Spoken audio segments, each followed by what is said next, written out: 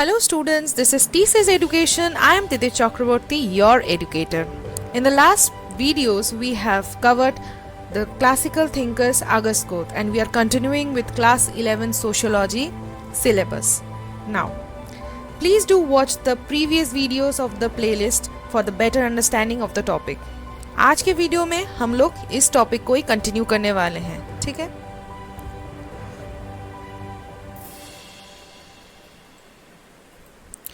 Classical thinkers के ये हम लोग सेकेंड टॉपिक पढ़ने वाले हैं, दैट इज रिगार्डिंग अगस्त कोत के बाद ये है इमाइल डुर्कहाइम, ठीक है? इमाइल डुर्कहाइम भी एक प्रोमिनेंट क्लासिकल थिंकर है सोशियोलॉजी का. उनका हम लोगों को ये द सेक्रेट एंड प्रोफेन का कॉन्सेप्ट पढ़ना है, division of labour and social solidarity का कॉन्सेप्ट पढ़ना है यहाँ से, ठीक है? चलो,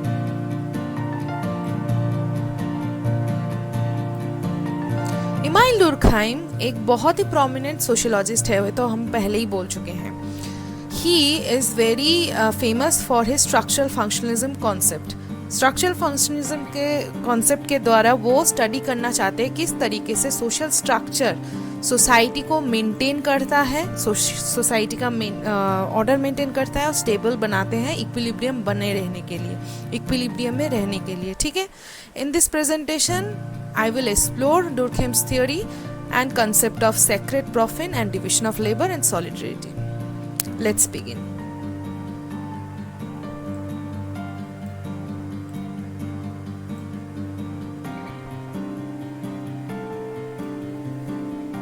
Sacred, profane. Sacred, profane का concept क्या है? पहले आते हैं sacred में.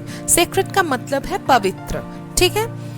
Durkheim के हिसाब से जो ऑब्जेक्ट्स एंड बिलीफ बहुत ही पवित्र होते हैं उसे हम लोग ऑर्डिनरी चीज़ों से अलग करते हैं, उसके लिए अलग से एक रेस्पेक्ट बना रहता है, इसलिए उसे हम लोग सेक्रेट बोलते हैं, दैट इज सेक्रेट, ठीक है? जैसे कोई रिचुअल हो गया, कोई फास्टिंग का रिचुअल हो गया, सेरेमनीज हो गया, that is related to religion.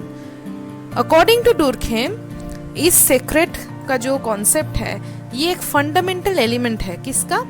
Of society, which serves to unify individuals by creating a sense of collective consciousness. एक कलेक्टिव कॉन्शियसनेस सभी के अंदर में एक कलेक्टिव वी फीलिंग का सूचना करता है, ठीक है? सेक्रेट और प्रोफेन का ये कॉन्सेप्ट, स्पेशली द सेक्रेट का जो पवित्रता का जो चीज़ है वो सभी को एक जगह में लाके एक कलेक्टिव कॉन्शियसनेस में डाल देता है, ठीक है?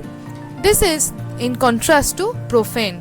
प्रोफेन से ये अलग है. सेक्रेट क्या है? प्रोफेन से अलग. प्रोफेन क्या है? रेफर्स टू द ऑर्डिनरी, और जो अपवित्र है, एवरीडे एस्पेक्ट ऑफ लाइफ जिसे हम कहते हैं, जो कि उतना रेस्पेक्टफुल चीज नहीं है as compare to sacred objects और सेक्रेट बिलीव्स, ठीक है?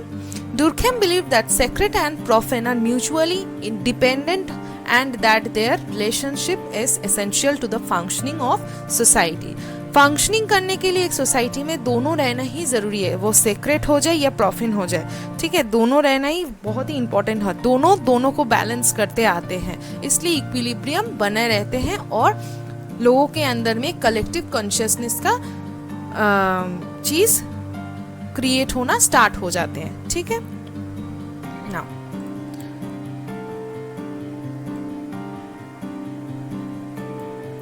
सेक्रेट को और भी अच्छे से हम लोग समझते हैं. ये एक एलिमेंट है जो कि एक सिंबलाइज करता है कलेक्टिव कॉन्शियसनेस को, हम लोग पढ़ चुके हैं. Which helps in central maintenance of social cohesion and solidarity. एक मजबूत तरीके का रिलेशनशिप इंडिविजुअल के अंदर सोसाइटी में बनता है. किस तरीके से? सेक्रेट के वजह से ही बनता है, ठीक है? एग्जाम्पल कैसे ले सकते हैं? The concept of sacredness can be seen in religious rituals. Religious rituals में हम लोग सेक्रेट थिंग्स देखते हैं, पवित्र थिंग्स देखते हैं. लाइक द वेडिंग सेरेमनीज जब होते हैं तो उसे बहुत ही पवित्र तरीके से पालन किया जाता है. ये हम लोग सभी देखते आए हैं, right? In many cultures, weddings are considered sacred events when two individuals come together to form a sacred bond. दोनों इंडिविजुअल के अंदर एक दोनों इंडिविजुअल के पास एक संपर्क बनता है, गठबंधन बनता है, उसको सभी पवित्र मानते हैं. That is sacred event for them. Okay, now the ceremonies, its symbols and traditions hold immense importance for the revered by the community. Community के हिसाब से वो जो वेडिंग का सेरेमनी के अंदर में जो ट्रेडिशंस, जो कल्चर, जो सिंबल्स लोग पालन करते हैं रिचुअल के तौर पे, वो बहुत ही एक पवित्र चीज माना जाता है और इसे ठीक ठाक तरीके से ही पालन करना अनिवार्य हो जाता है for a community. This sacred reinforces the collective values and beliefs. Collective values, सभी एक चीज में बिलीव करते आए हैं, उसका सभी का एक ही वैल्यू सिस्टम रहता है जो कि स्ट्रेंथन करता है किसको, सोशल बॉन्ड को, reinforcing the unity of the community. Community के अंदर एक यूनिटी, वी फीलिंग का, भाईचारा का सब संबंध स्टार्ट हो जाता है, क्रिएट हो जाता है. ठीक है, इस तरीके से डुर्खेम हमें समझाने की कोशिश कर रहा है कि किस तरीके से सेक्रेड एंड प्रोफेन का कॉन्सेप्ट सोशल सॉलिडरिटी में हेल्प करते हैं. ठीक है, चलो आगे बढ़ते हैं. Now coming to profane. According to Durkheim, the profane refers to the ordinary day-to-day life. Elements do not hold any special significance. उन लोगों के अंदर कोई special significance नहीं रहता है. ठीक है, ये तो हम समझ ही चुके हैं. Example देखते हैं. An everyday object like a pencil can be considered profane. Profane, एक पेंसिल प्रोफेन है क्योंकि ये बहुत ही ऑर्डिनरी सिंपल सा है, उसका उतना ज़्यादा प्रेस्टिजियस पोजीशन नहीं होता है सोसाइटी में. It serves as a practical purpose and does not carry any sacred or extraordinary meaning in most societies. People uses pencil for writing or drawing without attributing any religious or symbolic importance to them. मतलब एक symbolic religious attribute उन pencil को नहीं दिया जाता है. That is why it is considered in the category of profane. Okay?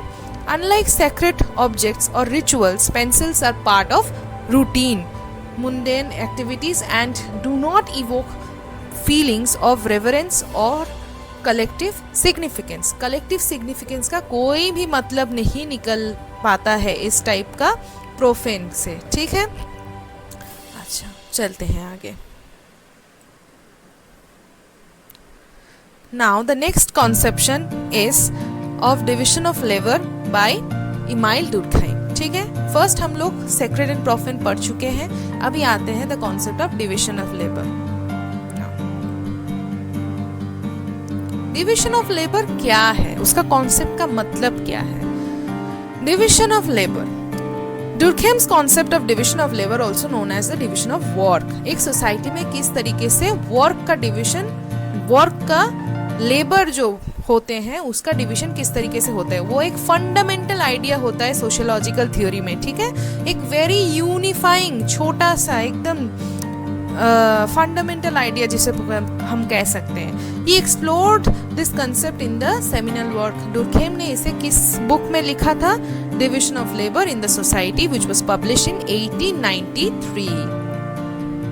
Durkheim's concept of the division of labor refers to the specialization of tasks and roles within a society as it evolves from simple to complex. मतलब किस तरीके से specialization of task roles होते हैं society में जो कि change होते जाते हैं जब सोसाइटी एक सिंपल से कॉम्प्लेक्स सोसाइटी में बदलते हैं. ठीक है, as societies progress individual become more specialize in their work. ये तो हम देखते आ रहे हैं कि मॉडर्निटी जितना बढ़ रहा है उतना ही सोसाइटी में क्या हो रहा है, individual were becoming specialise work. आगे के दिन में ग्रेजुएशन होने से टीचर बन सकते हैं, आज के दिन में बीएड का डिग्री होना जरूरी है. So we are agreeing on a point that specialisation in the work is important for every kind of work situation in modern society.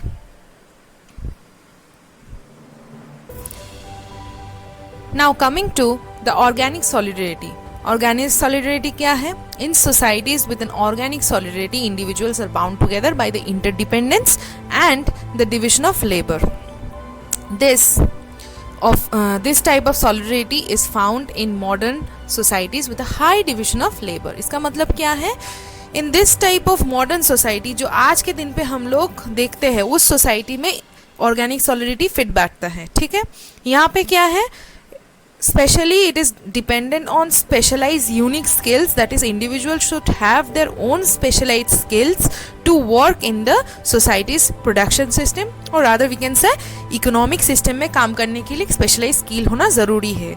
And which is the next most important thing, that is one labor is highly interdependent on another labor। ठीक है, highly dependent on other labors। ठीक है, मतलब एक काम होने के बाद दूसरे काम करने के लिए, दूसरा स्किल के लिए दूसरा लेबर के पास भेजा जाता है एक काम को। Therefore there are specialized work for each of the workers. ठीक है, अनलाइक इन मैकेनिकल सॉलिडिटी, वहाँ पे क्या होता था, एक ही पर्सन सब कुछ एक साथ हैंडल करता था। ठीक है, सब कुछ एक साथ हैंडल करता था। इन द मैकेनिकल सॉलिडिटी सब एक one individual is responsible for that. ठीक है, एक चीज़ मतलब मल्टीटास्किंग होते हैं वहाँ पे इंडिविजुअल्स। ठीक है,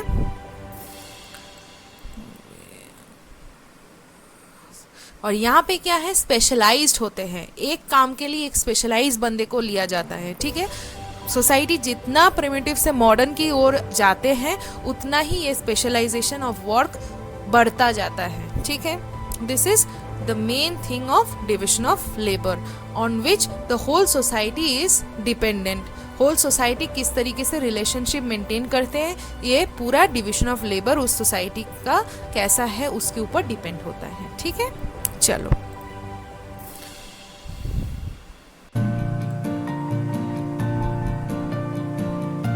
now coming to the conclusion में हम लोग क्या कह सकते हैं, इमानुएल डुर्कheim's theory of structural functionalism provide a valuable framework for understanding the way in which social structure functions to maintain social stability and social equilibrium, social order.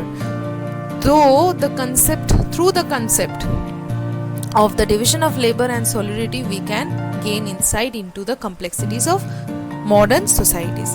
हम ये कह सकते हैं कि इमानुएल डुर्कheim का स्ट्रक्चरल फंक्शनलिज्म क्या करता है, एक फ्रेमवर्क प्रोवाइड करता है किसके लिए, सोशल स्ट्रक्चर किस तरीके से फंक्शन एंड मेंटेन करेगा, एक ऑर्डर को, सोशल ऑर्डर को, एंड सोशल स्टेबिलिटी किस तरीके से मेंटेन करेगा। And through the concept of division of labour and social solidity, sacred and profane, we can gain an insight, we can gain information about the complexities of modern society। किस तरीके से society अगर change होता जाता है तो किस तरीके से वो मॉडर्निटी की तरफ जितना जाएगा, किस तरीके से बिहेव करेगा, वो हम लोग इस पूरा थियोरी से देख पाते हैं। ठीक है, इससे okay, thank you for watching this full video.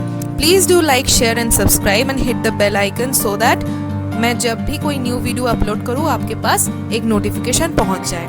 And please do follow our new Facebook page and Telegram channel. I will give you the links in the description. Do follow it. And once again, thank you for watching and मिलते हैं next video में. तब तक के लिए study smart, study hard. Thank you.